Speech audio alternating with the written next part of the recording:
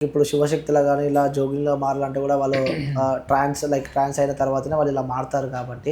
So, అందులో ఎన్ని types ఉన్నారంటే ఏం జెప్తారు? ట్రాన్స్‌జెండర్‌లో ఎన్ని టైప్స్ ఉన్నారంటే ఏం జెప్తారు? ఒక మాట చెప్పాలా, హ్మ్. అసలు ట్రాన్స్‌జెండర్స్‌కి, శివశక్తులకి హ్మ్. అసలు పొంతన లేదసల. హ్మ్. ఇప్పుడు ట్రాన్స్‌జెండర్స్ లైఫ్ స్టైల్ వేరు. హ్మ్. మాది లైఫ్ స్టైల్ వేరు. హ్మ్. ఆ!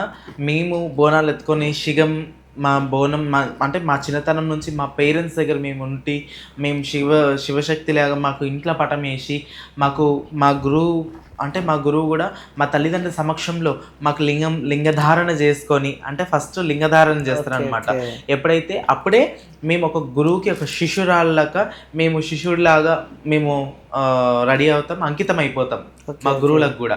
అంటే ఒక తండ్రి తర్వాత తండ్రి, తల్లి తర్వాత తల్లి అని మేము భావిస్తాం. హ్మ్. మేము వాళ్ళు చెప్పిన మార్గంలో మేముంటాం. ఓకే. అది. అది వాళ్ళ కేటగిరీ వేరు, మా కేటగిరీ వేరు. ఓకే. అంటే ఇప్పుడు ఇప్పుడు ఏం చేస్తున్నారంటే అంతా ఇది చేస్తున్నారు గానీ, వాళ్ళు వాళ్ళ మర్యాదలు వాళ్ళైనా మేమైనా ఒకటే. అక్క చెల్లెలు, అన్నతమ్ములు యెస్. అన్నీ ఇప్పుడు శివశక్తులు ఎవరైతే పిల్లలయిన వాళ్ళుంటారు గదా! వాళ్ళు అన్న చెల్లెలు లెక్క ఉంటారు. హ్మ్.